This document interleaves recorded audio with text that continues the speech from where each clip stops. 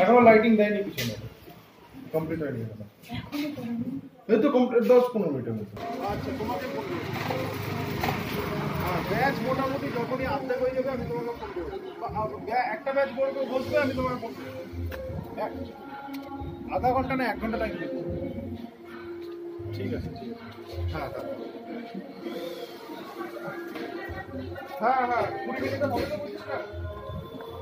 ও তাহলে ঠিক আছে।